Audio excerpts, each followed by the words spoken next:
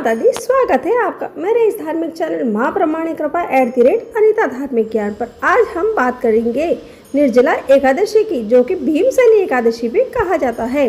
पौराणिक कथाओं के अनुसार महाबली भीमसेन भोजन के बिना नहीं रह पाता थे, इसलिए महर्षि वेदव्यास जी ने उन्हें वर्ष भर की सभी एकादशियों के फल की प्राप्ति हेतु केवल एक निर्जला एकादशी का व्रत रखने का उपदेश दिया था। तभी से यह एकादशी विशेष रूप से भीमसेनी एकादशी के नाम से विख्यात हुई है। निर्जला शब्द का अर्थ है बिना जल के। इस दिन साधक सूर्योदय से लेकर अगले दिन द्वादशी तक अन्न और जल दोनों का त्याग करता है। यह व्रत अत्यंत कठिन माना जाता है, परंतु उसकी महिमा उतनी ही महान है। धर्मशास्त्र में कहा गया है कि यह व्रत करने से मनुष्य के संचित पाप भी नष्ट हो जाते हैं और भगवान विष्णु की दिव्य आशीर्वाद प्राप्त होता है। अब मैं आपको बताती हूँ निर्जला एकादशी का व्रत कब रखा जाएगा। हर वर्ष ज्येष्ठ मास के शुक्ल पक्ष की एकादशी तिथि को निर्जला एकादशी मनाई जाती है। यह पावन दिन भगवान लक्ष्मी नारायण की विशेष पूजा अर्चना की जाती है और अगले दिन द्वादशी तिथि पर विधि पूर्वक पारण किया जाता है। पंचांग के अनुसार इस वर्ष एकादशी तिथि का प्रारंभ हो रहा है 24 जून को शाम 6:12 पर होगा और इसका समापन 25 जून को रात्रि 8:09 पर होगा। उदय तिथि के अनुसार 25 जून 2026 को निर्जला एकादशी का व्रत रखा जाएगा। निर्जला एकादशी को समस्त पापों का नाश करने वाली तिथि कहा गया है। ऐसी मान्यता है कि इस दिन व्रत, उपासना और दान करने से मनुष्य को अक्षय पुण्य की प्राप्ति होती है। भगवान विष्णु की कृपा से साधक के जीवन में सुख, शांति, समृद्धि और आध्यात्मिक उन्नति आती है।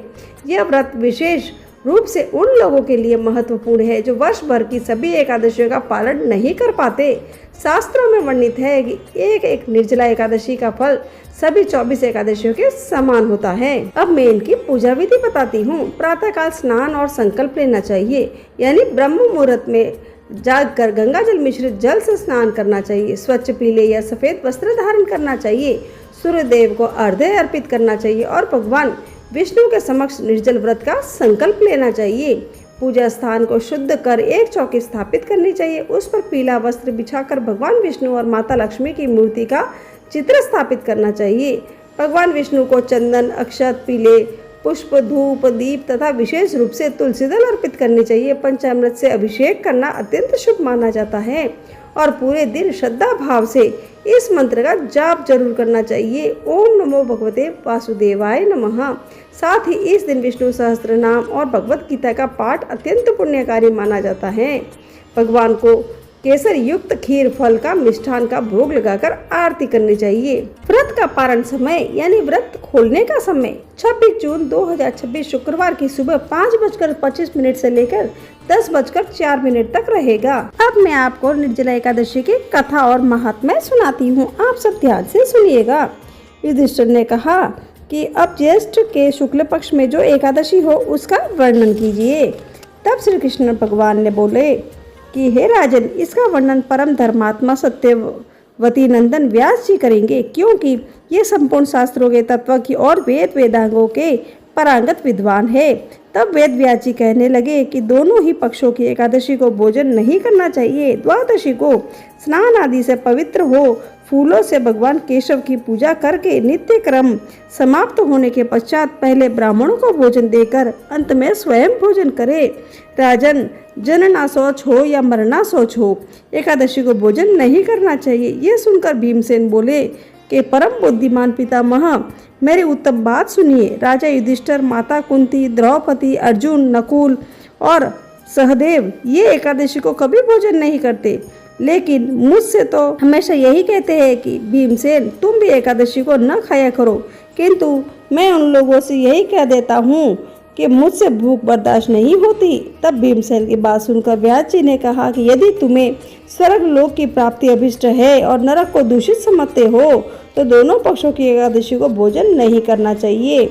तब भीमसेन बोले कि माँ बुद्धिमान पितामह, मैं आपके सामने सच्ची बात कहता हूँ, एक बार भोजन करके भी मुझसे व्रत नहीं किया जा सकता, फिर उपवास करके तो मैं रह भी नहीं सकता हूँ। मेरे उदर में वक्र नामक अग्नि तथा प्रज्वलित रहती है, अतः जब मैं बहुत अधिक खाता हूँ तभी वह शांत होती है। इसलिए महामुने, मैं वर्ष भर में केवल एक ही उपवास कर सकता हूँ, जिससे स्वर्ग की प्राप्ति सुलभ हो।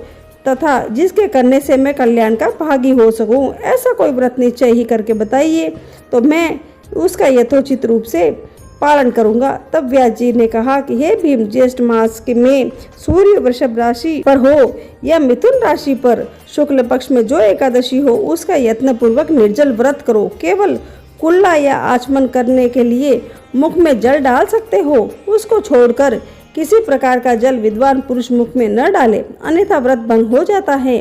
एकादशी को सूर्योदय से लेकर दूसरे दिन के सूर्योदय तक मनुष्य जल का त्याग करे, यह व्रत पूर्ण होता है। तदनंतर द्वादशी को निर्मल प्रभात काल में स्नान करके ब्राह्मणों को विधि पूर्वक जल और स्वर्ण का दान करे। इस प्रकार सब कार्य पूरा करके जितेंद्र पुरुष ब्राह्मणों के साथ भोजन करे। वर्ष भर में जितनी एकादशियां होती है उन सब का फल निर्जला एकादशी के सेवन से मनुष्य प्राप्त कर लेता है, इसमें तनिक भी संदेह नहीं है। शंख चक्र और गदा धारण करने वाले भगवान केशव ने मुझसे कहा था कि यदि मानव सबको छोड़कर एकमात्र मेरी शरण में आ जाए और एकादशी को निराहार रहे तो वह सब पापों से छूट जाता है। एकादशी करने वाले पुरुष के पास विशालकाय विकराल आकृति और काले रंग वाले दंड पाशधारी भयंकर यमदूत भी नहीं आते। अंत काल में पीताम्बरधारी सौम्य स्वभाव वाले, हाथों में सुदर्शन धारण करने वाले और मन के समान वेगशाली विष्णु दूत आकर इस वैष्णव पुरुष को भगवान विष्णु के धाम ले जाते हैं। अतः निर्जला एकादशी को पूर्ण यत्न करके उपवास करना चाहिए।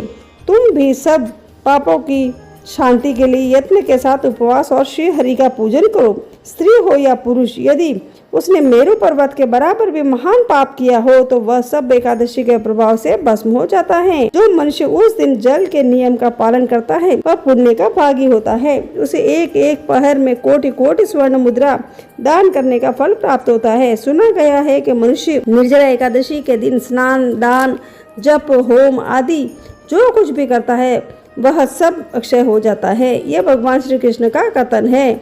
निर्जला एकादशी को विधि पूर्वक उत्तम रीति से उपवास करके मानव वैष्णव पद को प्राप्त कर लेता है। जो मनुष्य एकादशी के दिन अन्न खाता है वह पाप भोजन करता है। इस लोक में वह चांडाल के समान है और मरने पर दुर्गति को प्राप्त होता है।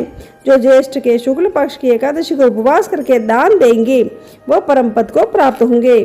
जिन्होंने एकादशी को उपवास किया है वे ब्रह्म हत्यारे, शराबी, चोर तथा गुरुद्रोही होने पर भी सब पातकों से मुक्त हो जाते हैं। हे कुंती नंदन, निर्जला एकादशी के दिन श्रद्धालु स्त्री पुरुष के लिए जो विशेष दान और कर्तव्य विहित है उसे सुनो।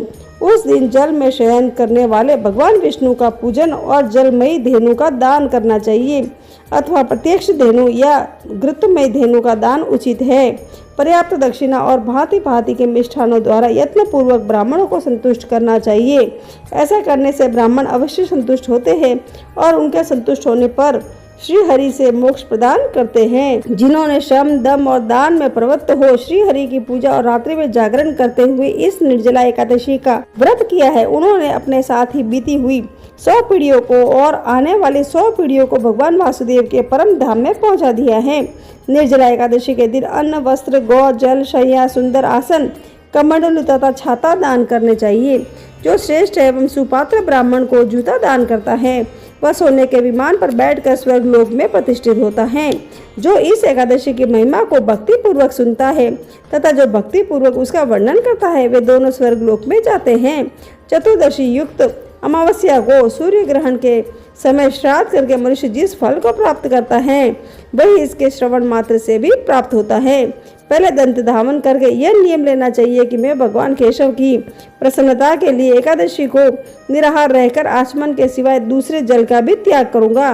द्वादशी को देवेश्वर भगवान विष्णु का पूजन करना चाहिए। गंध, धूप, पुष्प और सुंदर वस्त्र से विधि पूर्वक पूजन करके जल का घड़ा संकल्प करते हुए निम्नांकित मंत्र का उच्चारण करना चाहिए। देव देव हशिकेश संसार नावतारक उदकुंभ प्रदानेन नयमा परमा गतिम। यानी संसार सागर से तारने वाले देव हृषिकेश, इस जल के घड़े का दान करने से आप मुझे परम गति की प्राप्ति कराइए। भीमसेन ज्येष्ठ मास के शुक्ल पक्ष को जो शुभ एकादशी होती है उसका निर्जल व्रत करना चाहिए तथा उस दान श्रेष्ठ ब्राह्मणों को शक्कर के साथ जल के घड़े का दान करना चाहिए। ऐसा करने से मनुष्य भगवान विष्णु के समीप पहुंचकर आनंद का अनुभव करता है।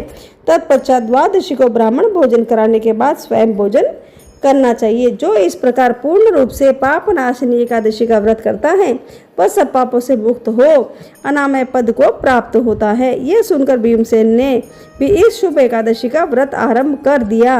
तब से यह लोक में पांडव द्वादशी के नाम से विख्यात हुई। इस प्रकार मेरी निर्जला एकादशी का महात्म्य और कथा संपूर्ण होती है। व्रत का संकल्प आप उतना ही ले जितना आप रह सको। जैसे कि आपको दोपहर तक रहना है तो आप दोपहर तक का ही संकल्प ले। अगर आप सूर्योदय से लेकर सूर्यास्त तक निर्जल रह सकते हो तो आप वो संकल्प ले सकते हैं। अगर आप सूर्य उदय से लेकर दूसरे दिन सूर्य उदय तक रह सकते हो तो आप वह संकल्प ले। अगर आप में इतनी भी सामर्थ्य नहीं हो तो आप 1-2 घंटे निर्जल व्रत रख कर फिर आप उसको पानी पी सकते हो, नींबू पानी पी सकते हो। अपने अगर शरीर का साथ नहीं दे रहा हो, जैसे आपकी तबीयत ही ठीक नहीं है या आपको हाइड्रेशन हो रहा है या फिर आपको पानी की कमी लग रही है या फिर आपको तबीयत ठीक नहीं लग रही है तो आप निर्जल व्रत मत रखें। आप ये सात्विक भोजन कर भी अपना ये व्रत पूर्ण कर सकते हो और फलाहार करके भी आप अपना व्रत पूर्ण कर सकते हो। अगर आप फलाहार नहीं करना चाहते हो तो उस दिन आप फ्रूट्स खाकर या जूस पीकर भी अपना व्रत पूर्ण कर सकते हो, क्योंकि भगवान तो सिर्फ भाव के भूखे है। वह हमारा आत्मसमर्पण, हमारा प्रेम, हमारा ध्यान, हमारा नाम जप और हमारा पूजन, हमारा कीर्तन, यह सब देखते। अगर हम निर्जल व्रत रखते हैं यानी बिना पानी का व्रत रखते हैं, अगर हमारे शरीर में सामर्थ्य नहीं है, अगर हम बीमार पड़ जाते हैं तो इन सब से भी हमको ये सब भी हमसे छूट जाएगा और हम फिर बिना पानी के ही हम ऐसे व्रत रखेंगे तो इस व्रत का क्या फ़ायदा जिसमें नाम जप ही ना हो या भगवान का नाम कीर्तन भी ना हो। इसलिए आपको जितना आपका शरीर साथ दे उतना ही आप व्रत करें, निर्जल रहे और भगवान का नाम जप करते रहे। निर्जला एकादशी के दिन मिट्टी के घड़े का दान इस प्रकार करना चाहिए। एक नया कोरा मिट्टी का घड़ा लेना चाहिए। उसको ध्यान रखें कि वह कहीं से भी खंडित न हो और घड़े के कंठ पर यानी गले पर लाल या पीले रंग का पवित्र धागा यानी मौली बांधना चाहिए और घड़े को शुद्ध जल से भरकर, चूँकि मीठा जल दान करना सर्वश्रेष्ठ माना गया है इसलिए घड़े में सिर्फ 1 चुटकी चीनी डालना चाहिए। घड़े पर रोली या चंदन से तिलक करना चाहिए। कुछ साबुत चावल या तिल समर्पित करना चाहिए। इसके सामने एक दीपक जलाना चाहिए। घड़े के ऊपर 1 कटोरी चीनी या फिर गुड़ या थोड़े से चावल के साथ 1 मौसमी फल जैसे आम, तरबूज हो या खरबूज हो। अपनी श्रद्धा के अनुसार कुछ दक्षिणा यानी रुपए रखने चाहिए। पूजा करने के बाद अपने हाथ में थोड़ा सा जल ले और दान की जाने वाली सभी वस्तुओं के ऊपर से 3 बार उतार दे। इस घड़े को और अन्य सामग्री को किसी जरूरतमंद व्यक्ति या योग्य ब्राह्मण को या मंदिर में आदर के साथ दान करना चाहिए। मान्यता है कि श्रद्धा और भक्ति से निर्जला एकादशी का व्रत करने से भगवान विष्णु की कृपा प्राप्त होती है और सभी एकादशियों के समान ही फल मिलता है। अगर आपको ये धार्मिक कथा पसंद आई है और ये जानकारी पसंद आई है तो आप मेरे इस वीडियो को लाइक करें, शेयर करें और चैनल को सब्सक्राइब करना मत भूलें। कमेंट में जरूर लिखें जय श्री हरि, जय श्री कृष्णा, जय माता दी। भगवान विष्णु आपके घर में सुख शांति और समृद्धि बनाए रखे।